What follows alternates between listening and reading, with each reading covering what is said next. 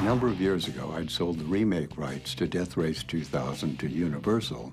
I called Universal and told them that I thought a picture should be remade, so I discussed it, and they said, would you like to do it yourself? Get ready to race for your lives! I've always been a great fan of Roger Corman. He's done an awful lot. When they said he was doing this, my ears pricked up. Really, he is a cinema legend. Frankenstein, the Resistance. I got so many people to fuck with. He has such a great reputation and, I mean, such a great body of work.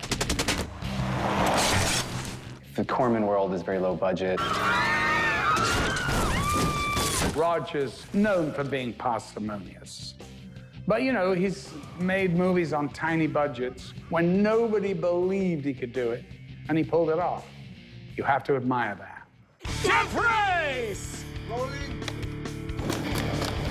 Revamping the original Death Race 2000 has been interesting, fun, and challenging at the same time. The original is so iconic, and it's a really weird balance because you want to capture a lot of it, but you don't want to just copy it. No mercy. It's got just a lot of the elements that people really loved about the first movie. It's got the cars, some of the stunts, and blood and gore and all of that. The original picture was voted the greatest B picture of all time, which sort of makes me the king of the second-raters. But at any rate, we wanted to bring the picture up to date to reflect a different society. Of course, we're talking about the future, so it's our interpretation of a different society.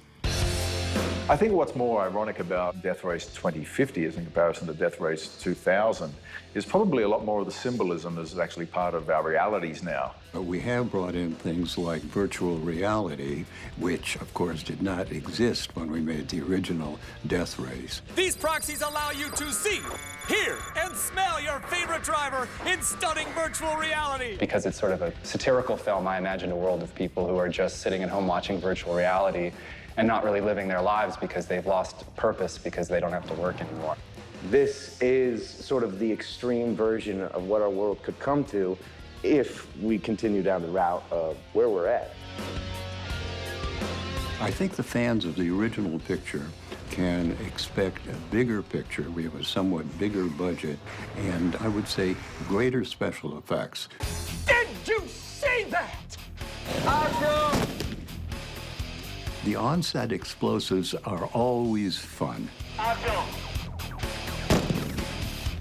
You know, actually, I had worked with explosives before. The explosives before were sort of like dirt bombs, where they put like grass and dirt over something that sort of blows like a compressed air out, and you get kind of like a big dust cloud and debris. But here, man, they're using gasoline in their bombs, and so these things are actual fireballs.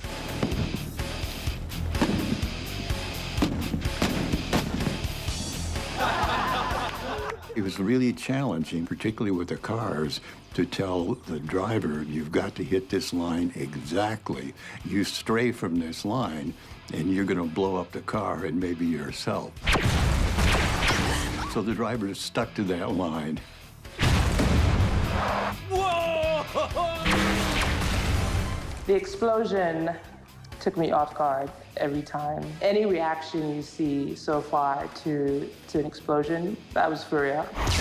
Whoa! First one, I was like, whoa! Whoa! Yeah! No badges! What the fuck? We did one in the audience for the stadium scene, and this was like basically a dust bomb that they had, and all of the extras. I don't think they really were expecting it, and then at one point I looked over and I saw like 6 old women just running. Over the years, my basic thoughts about filmmaking have remained pretty much the same, but there have been modifications. I still want to put my personal thoughts into the picture, but I use it as a subtext, and I make certain that the picture itself is entertaining, and any significant points that are important to me will always be secondary to the entertainment value of the film. Roger Corman has brought us an entertainment. I got your ass now, baby! If you can entertain people for an hour and 45 minutes, then wow, that's pretty cool. Motherfucker. I mean, this is a legendary human being. It's really cool that in my lifetime I get to say I got to be a part of a Roger Corman movie. This is one of those sort of bucket list situations that you never in a million years would have thought you would be given the opportunity. You will perish! I simply love making films.